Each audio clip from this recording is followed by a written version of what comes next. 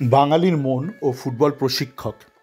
তো আমার আগের অডিওটা যেটা একটু আগে দিয়েছিলাম, সেটার পরিপ্রেক্ষিতে একজন বেশ ইন্টারেস্টিং একটা কিছু প্রশ্ন করেছে। তো সেই নিয়ে মনে হলো আরেকটা বিষয় নিয়ে একটু আলোচনা করা দরকার। বাঙালি ফুটবলারের মন ও ফুটবল প্রশিক্ষক। তো বিগত কয়েক বছরে দুটো বাঙালি ফুটবলারের সাথে আমার এই হোয়াটসঅ্যাপ মারফত একটু কথোপকথন করার সুযোগ ঘটেছিল। একজনেরকে আপনারা চেনেন, ভালো করেই চেনেন, আরেকজনকে হয়তো আপনারা অনেকেই ভুলে গেছেন, আমিও নামটা মাঝে ভুলে গিয়েছিলাম। তখন কোয়েস ছিল, তখন হীরামণ্ডল এবং আরও একটা বাঙালি একটা উইং হাফ প্লেয়ারকে ইস্টবেঙ্গল সই করিয়েছিল। নামটা বলছি না, সেটা এখন খেলে বোধহয়, দত্ত টাইটেল। তো আমার এক পরিচিত এক বন্ধু, সে খুব অ্যাক্টিভ সোশ্যাল মিডিয়াতে, ইস্টবেঙ্গল ফ্যান। তো তখন আমি ট্রেনে করে অফিস থেকে বাড়ি ফিরছিলাম, যেখানে থাকি সেখানেই। তো ফোন করে বললো, দাদা আমার এক স্কুলের এক জুনিয়র ছেলে আছে, ও খুব পাগলামি করছে। আমি বললাম, কী হয়েছে? বললো, দাদা ও ইস্টবেঙ্গলে সই করেছে, কিন্তু ও থাকতে চাইছে না, ছেড়ে দিতে চাইছে। আমি বললাম, কেন, কী হলো? বলছে ওকে ওরা রিজার্ভ টিমে সই করতে বলছে, ওরা সিনিয়র টিমে প্রমোট করতে চাইছে না। তো তুমি একটু ওকে বুঝিয়ে বলবে। আমি আবার কী বুঝিয়ে বলবো, এত দূরে বসে। বলে, দাদা একটু কথা বলে দেখো না, এই নাও ফোন নাম্বারটা। তো আমাকে কল করলাম। তো কল করে যেটা দেখলাম, সেটা অলরেডি প্রি ডিসাইডেড, ঠিক করেই ফেলেছে যে ও ইস্টবেঙ্গলের চুক্তিতে চুক্তি ভঙ্গ করবে, ইস্টবেঙ্গল ওই রিজার্ভ টিমে থাকবে না। দেখুন, একটা অপরিচিত ছেলে, তাকে আমি চিনি না, জানি না, তার সাথে জাস্ট একটা অডিও কল করছি। আমি বিশাল বিজ্ঞ নই, কোনো টুকটাক আমার কোনো ক্ষমতা নেই। যদি সে ওপেন মাইন্ডেড হতো, যদি সে একটা আলোচনার একটা জায়গা রাখতো, তো তখন আমি তাকে বোঝানোর চেষ্টা করতাম। আমি যতটা সম্ভব চেষ্টা করছি, কিন্তু পারিনি, সম্ভবও না। কেউ কেউ দেখবেন আগে থেকে ঠিক করে ফেলে যে আমি সম্পর্ক থেকে বেরিয়ে আসবো। কেউ যদি ওপেন মাইন্ডেড না হয়, তাকে আপনি পারবেন না। আপনি এবার এত দূরে থেকে অপরিচিত, সম্ভব নয়, পারিও নি সেটা। তারপর চুক্তি ভঙ্গ করে বেরিয়েও এসেছিলো। তারপরে কলকাতা লিগে খেলেছে, বিভিন্ন ক্লাবে ঠাবে খেলেছে, খুব একটা উঠতে পারেনি। তো একটু ধৈর্য দেখাতেই পারতো, যেটা আমাদের লালটুবাবু বলেছে যে যে যত অপমানিত হয়েছে সে নাকি তত বড় হয়েছে। এইটাও কাম্য নয়। আপনি ব্যাপারটা প্রমোট করতে পারেন না যে আপনি কর্মস্থলে দিনরাত উঠতে বসতে অপমানিত হবেন, তবে আপনি উপরে উঠবেন, এটাও ঠিক নয়। আরেকটা ঘটনা হচ্ছে, আপনারা জানেন মহিতোষকে চেনেন। তো মহিতোষের অনেক ফ্যান আছে ইস্টবেঙ্গল, অল্প বয়সী ছেলেদের মধ্যে অনেক ফ্যান আছে। তো একদিন একটা ছেলে আমি বললো, সেও খুব অ্যাক্টিভ আমার আমার গ্রুপে খুব লেখালেখি করে, বলছে, দাদা মহিতোষ বোধ ইস্টবেঙ্গল ছেড়ে দেবে। আপনার ছাড়ার অনেক আগে আমি ওর মারফত জেনে গেছি, ছেলেটার মারফত ছেড়ে দেবে না। কেন, কী হলো? বলছে এইটা ওটা ঝামেলা, আপনারা সমস্ত শুনেছেন কী ঝামেলা হয়েছিল। ওই তুমি একটু দেখবে, ওকে যদি একটু বুঝিয়ে রাজি করাতে পারো। আমি আবার কী করবো?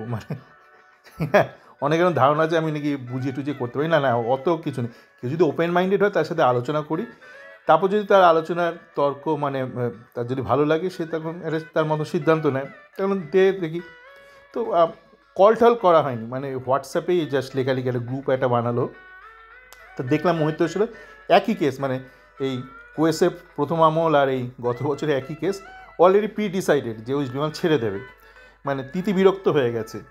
তো হয়তো একটু ধৈর্য দেখাতেই পারতো, কেননা আমার এই ব্যাপারে একটুখানি মনে হয়েছিল যে মহিতোষ যদি একটু থেকে যেত, তারপর আমরা যেসব দেখলাম, সমস্ত বিনোরানা ছেলেদের খেলা দেখলাম, হয়তো মহিতোষ যদি আরেকটু থেকে যেত। কিন্তু কী হয় না, মানুষকে মাঝে মধ্যে এমনভাবে তার মনটাকে রগড়ে দেওয়া হয় যে মানুষের না একটা আত্মবিশ্বাস চলে যায়, নিজের প্রতি, নিজের বর্তমান পরিস্থিতির প্রতি একটা আত্মবিশ্বাস চলে যায়। আমরা অনেকে দোষ দিই না যে এই ব্যক্তি কেন আত্মহনন করলো, কিন্তু তাকে তার পারিপার্শ্বিক পরিস্থিতি বা সমাজ, তার বন্ধুবান্ধব এমনভাবে ঠেলে দেয় যে তার পক্ষে হয়তো তখন সেটা ছাড়া কোনো গতি থাকে না। তো আমি সেক্ষেত্রে ওই ছেলেটাকে, দত্ত ছেলেটাকে, মহিতোষকে অতটা দোষ দেবো না। কেননা আপনি বলতে পারেন ওদের মন তো এত একটু স্ট্রং হলে পারতো। তো আমি তাহলে বলবো, তাহলে আমরা কীভাবে কম্প্যারিজন করছি? আমরা একদিকে কেরালার ছেলেদের দুধে ভাতে রাখছি, বলছি ওরা প্রোটিন পাউডার পাচ্ছে না, ওদের এই সমস্যা, ওদের টাকা কম। ওখানে একদিকে আমি দুধে ভাতে রাখছি না একটা শ্রেণীর প্লেয়ারদেরকে, আরেকটা শ্রেণীর প্লেয়ারদেরকে আপনারা খালি রগড়াচ্ছেন আর বলছেন ওদের আরও মেন্টালি টাফ হতে হবে। ব্যাপারটা তখনই কম্পারেবল হয় যদি আপনি বোথ পার্টিসকে একটা ইকুয়াল কন্ডিশনে সাবজেক্ট করেন, তাহলে একটা ইকুয়াল টেস্ট দেখি কার মন কতটা শক্ত। তো সেটা হয়নি যখন, হয়তো অবিচারই হবে। এবং আমি দেখেছি অনেক বাঙালি প্লেয়ারদের মধ্যে না একটা তাদেরকে এমনভাবে মেন্টালি রগড়ে দেয়, এই বাঙালি সাংবাদিকরা, বিভিন্ন ফ্যান ক্লাবের লোকজন, এজেন্টরা, যে তাদের নিজেদের প্রতি একটা আত্মবিশ্বাস কমে যায়। আমি দেখেছি ওই যেমন ওই ছেলেটা ওই ইউনাইটেডের যে সাহিল হরিজন, ওখানে ল্যালা ল্যালা করে করতে ছবি তুলতে চলে গেছে সুনীল ছেত্রীর সাথে। এটা কিন্তু অল্প বয়সী বাইচুঙ্গুটা কোনো দিন করতো না। মানে একটা নিজের একটা প্রতি একটা আত্মবিশ্বাস থাকা দরকার। ঠিক আছে, আমি জুনিয়র ছেলে, ও অনেক সিনিয়র, কিন্তু এরকম একটা মানে একটা ভগবান ঈশ্বর, একটা আইডল, একটা অমিতাভ বচ্চন টাইপ, আমি যেন তেন প্রকারণে দরকার হলে আমি জঞ্জালও লাভ দেবো। যেরকম স্লামডগ মিলিয়নের ছিল একটা অমিতাভ বচ্চন একটা ছবি তোলার জন্য। এতটা হিরো ওয়ার্শিপ বা আইডল ওয়ার্শিপও ঠিক নয়। আপনি যদি এতটাই হিরো ওয়ার্শিপ করেন, আপনি ধরুন আপনি বলেন আমার ঈশ্বর হচ্ছে সুনীল ছেত্রী, তাহলে আপনি তার থেকে এগিয়ে যেতে পারবেন না জীবনে। আপনার হিরোই যদি বা আপনার ঈশ্বর, আপনার দেয়ালে টাঙানোর ছবি যদি সুনীল ছেত্রী হয়, আপনি তাতে কমই হবেন, তাই না? আমরা সাধারণত আমাদের আইডলকে কখনো ছাপিয়ে যেতে পারি না, বলি এ আমাদের ঈশ্বর। আপনি তো ঈশ্বরের থেকে উত্তীর্ণ হতে, ঈশ্বরের ওপরে যেতে পারবেন না। তো এমনভাবে মানে করা হয়, মানে এদের মেন্টারিং করা হয় বা এদেরকে মোল্ড করা হয় বা টেম্পারিং করা হয়, যেরকম অনেক বাঙালি প্লেয়ারই আছে এরা কিন্তু মনে মনে সংকুচিত হয়ে যায়। এবার কোচিংয়ের বিষয়ে আসি। সে ব্যক্তি বলেছে যে কেন আমাদের এই মুভমেন্ট হচ্ছে না। এটা তো আমরা আগেও আলোচনা করেছি যে অস্কার হয়তো জানি না কতটা থিওরিটিক্যালি জানে, কিন্তু প্র্যাকটিক্যালি এগুলো কিছু করায় না। ওর যে খেলার যে গঠনটা, সেটা কিছু ইন্ডিভিজুয়াল প্লেয়ারের ক্রিয়েটিভিটির ওপর নির্ভরশীল। আর খুব মানে সাদামাটা ওর খেলা। মানে আপনি থিওরিটিক্যালি অনেক কিছু জানতে পারেন, ধরুন আপনি বই পড়লেন, আমিও বই পড়লাম, হয়ে গেল, আপনিও জ্ঞানী হয়ে গেলেন, আমিও জ্ঞানী, দুজনেই থিওরিটিক্যালি জ্ঞানী। কিন্তু মালটাকে তো নামাতে হবে প্র্যাকটিক্যালি, তাই না? যেমন ধরুন পণ্ডিত অজয় চক্রবর্তী, উনি অনেক বেশ মানে গুণী ব্যক্তি, ইস্টবেঙ্গলের উনি বিশাল বড় ফ্যান। গোলে পড়ছিলাম এই সুভাষ ভৌমিকের লেখা, তার সাথে বেশ ভালো সম্পর্ক ছিল। কিন্তু আমার ব্যক্তিগতভাবে ওনার গানে কিছুটা একঘেয়েমি লাগে, মানে ওনার মানে যে গান করার যে ভঙ্গিতে, তার কারণ হচ্ছে এবার আমি ওনার সাথে বাকিদের তুলনা করছি না। দেখুন উনি একটা ওনার লেভেলে অবশ্যই আছেন, কিন্তু অতীতে আরও যারা ধরুন প্রখ্যাত বিশ্বদেব চট্টোপাধ্যায় বা তারাপদ চট্টোপাধ্যায়, আপনি যদি তাদের গানগুলো শুনে থাকেন, সে তার তুলনায় দেখবেন অনেক টেকনিক্যাল খামতি আছে বা ডেফিসিয়েন্সি আছে। কেন আছে? ওই যে জিনিসগুলো প্র্যাকটিক্যালি আপনাকে করতে হবে। ধরুন তারাপদ বা বিশ্বদেব বা আপনাদের এই জ্ঞানপ্রকাশ বা আপনার এই অজয় চক্রবর্তী, এরা হয়তো থিওরিটিক্যালি অনেকেই সমান হয়তো জানে, ব্যাপারটা প্র্যাকটিক্যালি হয়তো কেউ বেশি জানে, কেউ কম জানে। বা গানটা at the end of the day practical. আপনি থিওরিটিক্যালি আলোচনা করলেন, এটা ওটা ক্যারাম বোর্ড নিয়ে আলোচনা করলেন, কিন্তু প্র্যাকটিক্যালি আপনি প্রয়োগ করতে পারলেন না। আপনি তো প্র্যাকটিক্যাল প্রয়োগের ওপরেই আপনার কি ইভ্যালুয়েট করা হবে, সে খেলাধুলার মাঠ হোক বা গান বাজনার ব্যাপার হোক।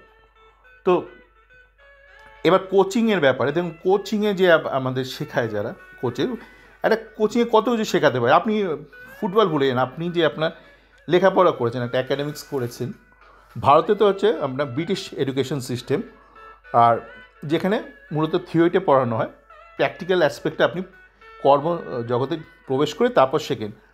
আমেরিকাতে বা অনেক পাশ্চাত্য দেশে প্র্যাকটিক্যাল ওরিয়েন্টেড এডুকেশন, সেটা ভারতে এখন কিছুটা আমদানি করা হচ্ছে। মানে আপনি স্কুল কলেজে থিওরি আর প্র্যাকটিক্যাল দুটোর সাথেই হাতে করি আপনার হচ্ছে, মানে শুধু থিওরিটা পড়ছেন না।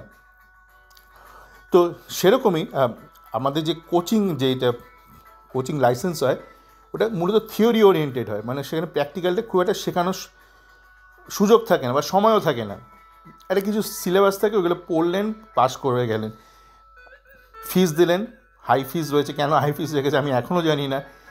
বিভিন্ন দেশের আয়টা তো আলাদা। মানে একজন আমেরিকাতে যত লোক একটা আয় করছে, একজন ধরুন আপনি একটা ওয়েটার, আপনি আমেরিকাতে যে আয় করছেন, আপনি অস্ট্রিয়াতে যে আয় করছেন, ইটালিতে, সুইজারল্যান্ডে, জার্মানিতে, ইংল্যান্ডে, জাপানে, কলকাতায়, দিল্লিতে, আপনি তো এক আয় করছেন না। তো আপনি ধরুন আপনি কোচ হতে চান, আপনার জন্য একই ফিস রেখে দিয়েছে, এএফসি একই ফিস রেখে দিয়েছে। মানে আপনি একটা সুইজারল্যান্ডের ওয়েটার হন কি আমেরিকার ওয়েটার হন কি আপনি কলকাতার হন কি বিহারের হন, আপনার জন্য একই ফিস, যেটা কোনো যৌক্তিকতা নেই তার মধ্যে, তাই না? যেমন ধরুন বই আপনারা কেনেন, একটা ধরুন অক্সফোর্ডের বই যেটা ইংল্যান্ডে বিক্রি হবে, সেটা হয়তো 20 পাউন্ড দাম বা 25 পাউন্ড, সেটা ভারতের জন্য অনেক কম দামে ওরা বিক্রি করে ইন্ডিয়ান ভার্সন। কিন্তু অদ্ভুতভাবে এই যে কোচিং লাইসেন্সটা করে রেখেছে, এইটা নিয়ে কোনো প্রতিবাদও নেই, কোনো দেশের প্রতিবাদও নেই। এটা কিন্তু খুব মানে একটা মানে এর মধ্যে কোনো যৌক্তিকতা আমি দেখতে পাচ্ছি না। একজন ইন্ডিয়ান স্যালারিড একজন কোচ, তাকে যত দিতে হচ্ছে, একজন স্পেনের বা একজন ফ্রান্সের তাকেই দিতে হচ্ছে। তো ব্যাপারটা ঠিক নয়। মানে ধরুন একটা ক্ষেত্রে হয়তো একজনের মাসিক আয়ের হয়তো 10 গুণ দিতে হচ্ছে, আর একটা ক্ষেত্রে হয়তো তার একটা মাসের মাইনে দিয়ে তার একটা লাইসেন্স হয়ে যাচ্ছে। একটা দেশের, কোনো একটা দেশে, পাশ্চাত্য দেশের, তারা তো 1 মাসের যেই স্যালারি সেটা দিয়ে সেটা কোচিং লাইসেন্স করে ফেলতে পারছে। ভারতের ক্ষেত্রে তারা তো ওরকম 20টা মাসের স্যালারি লাগছে। যাকে এটা তো হলো আপনি অ্যাফোর্ডেবল কিনা আপনার এই কোচিং লাইসেন্সটা। এবার অ্যাফোর্ডেবল হয়ে আপনি যেটা শিখছেন, কত দূর শিখছেন, মানে কিছু বেসিক সিলেবাস থাকে, কিন্তু এই একজন খেলোয়াড়কে কীভাবে আপনি তৈরি করবেন। এই যে অঙ্কন কথা বলো, অঙ্কন ভট্টাচার্য কেমন খেলে আমি সত্যি জানি না।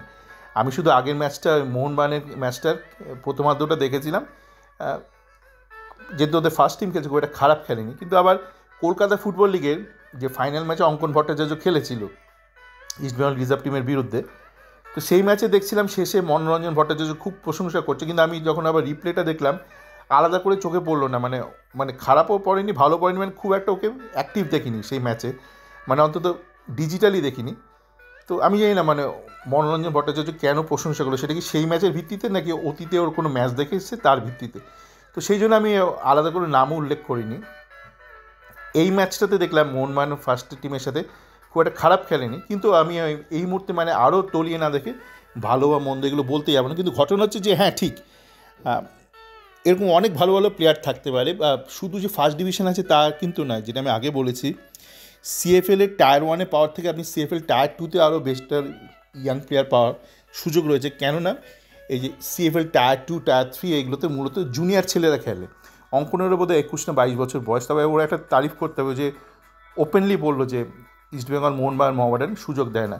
এই সাহসটা অবশ্য ওর বোধহয় এসেও, যেহেতু একটা চাকরি পেয়ে গেছে, মেট্রো রেলে চাকরি পেয়ে গেছে, তাই এই সাহস করেও কিন্তু এটা প্রতিবাদ করতে পেরেছে। এক প্রকার প্রতিবাদী যখন পরিষ্কার করে ব্যাপারটা বললো যে সুযোগ দেওয়া হয় না এই 3 ক্লাবে স্থানীয় প্লেয়ারদেরকে, এটা কিন্তু এক প্রকার একটা প্রোটেস্ট, একটা জুনিয়র ছেলে একটা প্রোটেস্ট। তো এরকম অনেক ছেলে আছে, সত্যি অনেক ছেলে আছে, যেটাকে আপনাকে ইভ্যালুয়েট করতে হবে, ঠিকঠাক করে ইভ্যালুয়েট করতে হবে। এবং ইভ্যালুয়েশন আপনি কীভাবে করবেন, সেখানে আপনার ট্রান্সপারেন্সি অ্যান্ড ট্রেসেবিলিটি লাগবে। এই যে আপনারা দেখুন, খুব তো আন্দোলন হলো, তাই তো, এসএসসি নিয়ে আন্দোলন হলো বা বিভিন্ন ক্ষেত্রে পরীক্ষা নিয়ে আন্দোলন হলো, তার মূল বিষয় কী ছিল? ট্রেসেবিলিটি নেই, ট্রান্সপারেন্সি নেই, তাই তো। Traceability and transparency and record, মানে এই যে বললো মার্কশিট, ওএমআর মার্কশিট, যাই হয়ে থাক, আমি এটা নিয়ে আগে আলোচনা করেছি যে অতীতে এই ব্যাপারটা আমাদের সমাজে একটা অ্যাকসেপ্টেবল ছিল, যে lack of traceability, lack of transparency. তো এখন যেহেতু একটা সচেতনতা এসছে, অ্যাওয়ারনেস এসছে, এটাকে সমর্থন না করে উপায় নেই এটা, এবং এটা সমর্থন করাই উচিত। তো ট্রেসেবিলিটি, ট্রান্সপারেন্সি, এটা কি শুধু ওই এসএসসি এক্সামে থাকবে, মানে নাকি এটা প্রত্যেকটা ক্ষেত্রে থাকা দরকার? ওই যে থ্রেট নিয়ে বলছিলেন, আমি বলেছিলাম না যে থ্রেট কালচার নিয়ে যে এত যে আন্দোলন হলো, বাঙালি এত আন্দোলন করলো, এত মোমবাতি জ্বালালো, এত কার্বন মনোক্সাইড তৈরি করলো। তো থ্রেট কালচার নিয়ে যে প্রতিবাদ বা থ্রেটের বিরুদ্ধে একটা যে আন্দোলন, এটা তো শুধু ওই জুনিয়র ডাক্তারদের ক্ষেত্রে সীমাবদ্ধ থাকতে পারে না। সরকারি হাসপাতালে জুনিয়র ডাক্তার, এটা তো প্রত্যেকটা ক্ষেত্রে, সমাজের প্রত্যেকটা কর্মক্ষেত্রে সেটা প্রযোজ্য হওয়া উচিত। সেটা সন্দীপ নন্দীর ক্ষেত্রে প্রযোজ্য হওয়া উচিত, আপনার ক্ষেত্রেও, আমার ক্ষেত্রেও, যারা কলকাতায় বা ভারতে বিভিন্ন সংস্থায় চাকরি করছেন, সরকারি বা বেসরকারি সংস্থায়। তো তেমনই ট্রেসেবিলিটি, ট্রান্সপারেন্সি দরকার। আপনার যে একটা ট্রায়াল নিচ্ছেন প্লেয়ারদেরকে, আপনি মানে কিসের ভিত্তিতে নিচ্ছেন, আপনার পয়েন্টস অফ ইভ্যালুয়েশন কী, সেগুলো কি নোট করা হচ্ছে, রেকর্ড করা হচ্ছে, যাতে পরে অডিট করা যায়। মানে অডিট যদি না করেন তো যে কোনো সিস্টেম আপনার করাপশন ঢুকবে। অডিট ওই জন্য খুব দরকার। আপনি যতই লোক রাখুন না কেন, আপনি যে কোনো কোম্পানিতে অডিট কেন হয়? এই জন্য যে যতই আপনি যোগ্য লোককে রাখুন না কেন, নিয়োগ করুন না কেন বিভিন্ন পদে, তাদের উপর একটা অডিট, মানে তারা ঠিকঠাক করে করছে কিনা, একটা সুপারভিশন। তো আপনি যদি রেকর্ড না তৈরি করেন বা ট্রান্সপারেন্সি, ট্রেসেবিলিটি, তাহলে আপনি কিসের অডিট করবেন?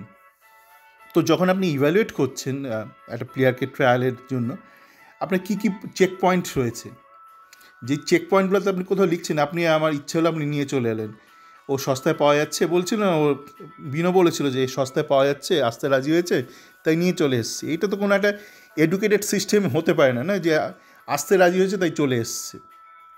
এটা কোন কথা হলো? তাহলে এসএসসি এক্সাম এগুলো কী বলবেন? বিনো ক্ষেত্রে আপনি বলছেন, বিনো নিজে বলেছে, বারবার টিভিতে বলেছে যে এ কম পয়সা আসতে রাজি হয়েছে তাই চলে এসছে, আমাকে বিশ্বাস করেছে চলে এসছে। এইটা যদি ধরুন আজকে কোনো একটা তৃণমূলের নেতা বলতো যে ও কাজ করতে রাজি হয়েছে তাই ওকে নিয়োগপত্র দিয়ে দিয়েছে, তাহলে ভাবুন সাথে সাথে বিরোধী পক্ষরা কীভাবে রেড়ে করে উঠতো, বা যে কোনো পার্টি, এখানে পার্টিটা ব্যাপার না। আমার কথা হচ্ছে এই যুক্তি যদি কেউ দিত যে নিয়োগপত্র দিচ্ছে যে যে অ্যাপ্লিকেন্ট সে আসতে রাজি হয়েছে বা সে কম টাকায় রাজি হয়েছে তাই তাকে আমি নিয়োগপত্রটা দিয়েছি বা তাকে চাকরিটা দিয়েছি, এটা কোনো কথা হলো? তো আপনি যদি চেক পয়েন্ট ঠিকঠাক করে লেখেন ইভ্যালুয়েশনে, এবং তারপর আপনাকে যেটা করতে হবে আপনার হচ্ছে মানে পরবর্তী ধাপ প্রমোশনের জন্য আপনার কী কী প্যারামিটার্স, প্রত্যেকটা প্লেয়ার একটা করে একটা ফাইল থাকা দরকার। এইটা নিয়ে আমি দেখছিলাম কিছুদিন আগে কেরালার যে সিও সে আলোচনা করছিল। এটা কিন্তু রকেট সায়েন্স নয়। আপনি যে আমি একটা উদাহরণ দিয়েছিলাম যে আপনি জেসিনকে ম্যাচের পর ম্যাচ শেষ দিকে খেলিয়ে গেলেন, যদিও আমরা জানি যে জেসিনের দ্বারা কিন্তু পরবর্তী ধাপে কিছু করা খুব কঠিন, মানে যেহেতু ওর বিশাল টেকনিক্যাল ফ্লজ আছে, মানে নিচের ধাপ থেকে ওপরের ধাপ যাওয়ার পক্ষে। এবার আপনি সেই জায়গায় যদি দেখেন আপনার যে মনতোষ মাঝি আছে, ওর কিন্তু বেসিক্সটা মোটামুটি খুব একটা খারাপ না। ওর যেটা আমি দেখেছি একটা ত্রুটি আছে যে ছোটো জায়গায় মানে ছোটো মানে শর্ট স্ট্রোক, মানে ছোট্ট মানে করে একটু বলটা নিয়ে একটু ডান দিক বাদিক ছোট্ট করে, এই ব্যাপারে একটু ওর ত্রুটি আছে। এবার তাহলে আপনাকে ওই ত্রুটির ওপর কাজ করতে হবে। যদি ওইটার ওপর কাজ করেন তাহলে হয়তো ওকে আপনি পরবর্তী ধাপে ওর থেকে ভালো পারফরমেন্স পেতে পারেন। কিন্তু আপনি তো ওকে সুযোগই দিলেন না, শেষ কয়েকটা ম্যাচ দিলেন না, এখনও আসামে গেল অয়েল ইন্ডিয়া গোল্ড কাপ খেলতে। তো এই ব্যাপারগুলোতে দেখছেন তো আপনি, মানে আপনি কী করছেন, আপনার কোনো প্ল্যানিং নেই। যেমন আদিত্য, যেই আমাদের গোলকিপার আদিত্য পাত্র, তাকে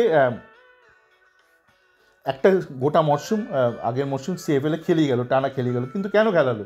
আপনি তো প্রথমেই নির্ধারণ করে ফেলেছেন যে খর্বকায়, ও যদি ভীষণই খর্বকায়, ওর পক্ষে আইএসএলে কিছু করা সম্ভব নয়। যদি এইটা আপনি নির্ধারণ করেই ফেলেন তাহলে আপনি ওর প্রতি এতটা টাইম বা এফার্ট ইনভেস্ট কেন করলেন কলকাতা ফুটবল লিগে? আপনাকে তো অনেক আগেই তাহলে গৌরবকে খেলানো উচিত ছিল, গৌরব সাউকে। তো এগুলো নিয়ে কিন্তু অনেক আগেই আমরা আলোচনা করেছি যে আপনার মধ্যে কোনো লং টার্ম ভিশন নেই, শর্ট টার্ম ভিশন নেই, কিচ্ছু নেই। দিন আনি দিন খাই, একটা কোনো একটা রেজাল্ট পেয়ে গেল, সেইটা নিয়ে আলোচনা শুরু হয়ে গেল, মানে কোনো লং টার্ম প্ল্যানিং নেই। এবার লং টার্ম প্ল্যানিংগুলো কি খুব রকেট সায়েন্স? না, খুব রকেট সায়েন্স নয়। মানে খুব রকেট সায়েন্স হলে এই আমাদের প্ল্যাটফর্মে এত লোকজন মিলে এতদিন ধরে আমরা আলোচনা করতাম না। মানে বিশাল বড় রকেট সায়েন্স, খুব সাধারণ বিষয়। আপনাকে প্রথমে জানতে হবে আপনি জানেন না। আপনি যদি একটা হামবলা ভাব নিয়ে বসে থাকেন, মানে জানি না এরা কোথায়, মানে কোন প্রাগৈতিহাসিক একটা গুহাতে বসে আছে এরা। এবং ইস্টবেঙ্গলে যারা লিডারশিপে আছে, ক্লাব লিডারশিপে আছে, তাদের দেখুন আন্তরিকতা নিয়ে কেউ সন্দেহ প্রকাশ করছে না, তারা যে ক্লাবটাকে রক্ষা করছে কেউ সন্দেহ প্রকাশ করছে না। কিন্তু ক্লাবটাকে আপনাকে ইন্টেলেকচুয়ালি আগে নিয়ে যেতে গেলে বা ফুটবলিং সেন্স আপনাকে আগে নিয়ে যেতে গেলে যে ইন্টেলেক্টটা এদের লাগবে, সেটা কিন্তু আমি দেখতে পাচ্ছি না এদের কারোর মধ্যে। এবং এটা রকেট সায়েন্স না, তাদের একটু ভাবনা চিন্তা শুরু করতে হবে। ঠিক আছে, তো আপাতত এখানেই রাখি। এটাই বলার ছিল যে বাঙালির মন আর প্রশিক্ষক নিয়ে আরেকটা জিনিস বলেও শেষ করি, মানে যেহেতু কিছু উদাহরণও দিয়েছি। এই আরেকটা উদাহরণ দিয়েছি, রঞ্জনজি চৌধুরী আছেন, যিনি মানে একসময় জার্মানিতে ছিলেন। তো রঞ্জন যখন টাটা ফুটবল একাডেমির কোচ ছিল, তখন আমি ওখানেই থাকতাম, মানে ওখানে কর্মস্থল আমার ছিল জামশেদপুর। তো আমি যেখানে থাকতাম, মানে কর্মসূত্রে আমাদের যেটা হোস্টেল ছিল, হোস্টেলের পাশে লাগোয়া প্লটটা ছিল টাটা ফুটবল একাডেমি, মানে একদম লাগোয়া, কাটাতার শুধু একটা ছিল, ছোট্ট কাটাতার, মানে একদম পাশাপাশি দুটো প্লট। তো জানলা দিয়ে আমি থাকতাম, 3 তলায় থাকতাম। তো জানলা দিয়ে সকালে ট্রেনিং দেখতাম, ওই টাটা ফুটবল একাডেমি, এটা সকালে করতো আর বিকেলে করতো। তো ওই ব্যাচে অনেকেই ছিল, মানে পরবর্তীকালে যারা প্রতিষ্ঠিত হয়েছে, আর আলাদা করে নাম নিচ্ছি না, তো তাদের ট্রেনিংটা দেখতাম। তো তখন রঞ্জন ওদের কোচ ছিল। তো রঞ্জনকে দেখে আমার যতদূর মনে হয়েছে, তখন তখন বোধহয় অরুণ ঘোষও ছিল। পরবর্তীকালে রঞ্জনের বিভিন্ন ইন্টারভিউ দেখে যেটা মনে হচ্ছে, রঞ্জন অনেকটা ওই পণ্ডিত অজয় চক্রবর্তীর মতন, ওর থিওরিটিক্যাল জ্ঞান অনেক আছে, কিন্তু প্র্যাকটিক্যালি সেগুলো শেখাতে পারে না। এবং রঞ্জনের ক্ষেত্রে যেটা আমি দেখেছিলাম, যেটা মেজর ভুল করেছিল, ও যে ছেলেদেরকে নিয়োগ করেছিল বা হায়ার করেছিল শুরুর দিকে, মানে অ্যাডমিট করেছিল টাটা ফুটবল একাডেমি, ওর গোড়াতেই গণ্ডগোল ছিল। যেই গণ্ডগোলগুলো আগের ব্যাচগুলোতে হয়নি, তার কারণ প্রথম ব্যাচগুলো আপনার চুনি গোস্বামী ছিল এবং পরবর্তীকালে পিকে ব্যানার্জি ছিল। তারা কিন্তু প্রথম দিকের ব্যাচগুলো প্লেয়ারগুলোকে চয়ন করেছিল। ওর জন্য দেখবেন ওদের বেস্ট ব্যাচ হচ্ছে first batch Tata football academy. এটা খুব খারাপ একটা একাডেমির পক্ষে, যে একাডেমির best batch is the first batch. এবং the second best batch is the second batch. এইখান থেকেই বুঝতে পারবেন একাডেমিটা কেন নষ্ট হয়ে গেল। সাধারণত কী হয়, মানে যে কোনো আপনি একটা প্রতিষ্ঠান করলেন, আপনি প্রথমে ভুল করেন, তারপর সেখান থেকে করে আপনার পারফরমেন্স বেটার হতে থাকে। টাটা ফুটবল একাডেমির ক্ষেত্রে কী হলো, the best batch is the first batch and the second best batch is the second batch. Second batch মানে লোলেন্দ্র সিং, রেনেডি সিং, এই ব্যাচটা। ফার্স্ট ব্যাচ মানে হচ্ছে ওই অলোক দাস, গৌতম ঘোষ, সে এখন কোচ হয়েছে, এটা হচ্ছে দ্য ফার্স্ট ব্যাচ। তো এখান থেকে আপনারা বুঝলেন কেন একটা একাডেমি গন্ডগোল হয়ে গেল। ওই কোচ, ঠিকঠাক কোচটা, তো আমাদের দেশে এইটা একটা বিশাল প্রবলেম যে কোচ ঠিকঠাক কিন্তু নেই। আমাদের প্রচুর কোচ তৈরি করতে হবে, এটা নিয়ে আমি আগে একাধিক আলোচনা করেছি যে আপনি ভুলেই যান প্লেয়ার তৈরি, আপনাকে আগে কোচ তৈরি করতে হবে। কোচই নেই, ওই লাইসেন্স দিয়ে আপনার কোচ পাওয়া যায় না। লাইসেন্স দিয়ে আপনি লাইসেন্সড কোচ পাবেন, কিন্তু প্রশিক্ষক যারা প্লেয়ার তৈরি করতে পারে, যে অমল দত্ত ছিল, অমল দত্ত একদম ইউথ লেভেলে বা গ্রাসরুটে তৈরি করতো না, ও গ্রাসরুট থেকে ইন্টিগ্রেট করতো, যেটা এও বলেছে, অনেকেই বলেছে, কার্তিক শেঠ থেকে শুরু করে সুভাষ ভৌমিক, ও হচ্ছে মানে যারা এখন যেমন ধরুন আপনার সায়ন ব্যানার্জি, তন্ময় দাস, শ্যামল বেসাই, এদেরকে কী করে সিনিয়র টিমে ইন্টিগ্রেট করতে হবে, যেটা অস্কার পায় না, এটা অমল দত্ত খুব ভালো পারত। কিন্তু কী করে এদেরকে তৈরি করবে, শ্যামল বেসাকে তৈরি করবে, দেবজিৎ রায়কে তৈরি করবে, এইটা আবার অমল দত্ত করতো না। এটা করতো আপনার অচ্যুত ব্যানার্জি করতো, বাঘাসম করতো, মুরারি সুরের, এরকম প্রচুর কোচ ছিল যারা গ্রাসরুটে কাজ করতো। অমল দত্ত হচ্ছে ইন্টারমিডিয়েট, মানে গ্রাসরুটের কোচ যারা তৈরি করলো তাদেরকে ইন্টিগ্রেট করতো সিনিয়র টিমে। এই ধরনের কোচদের কিন্তু হাওয়া হয়ে গেছে, বাজার থেকে হাওয়া হয়ে গেছে, একাধিক কারণে হাওয়া হয়েছে। এখন তো ভেবেলাম নি কেন হাওয়া হয়েছে, আপনাকে তৈরি করতে হবে এই কোচগুলোকে। তো দেখা যাক কবে কী হয়। অনেক বিষয় নিয়ে আলোচনা হয়ে গেল, সকালে ভালো থাকবেন।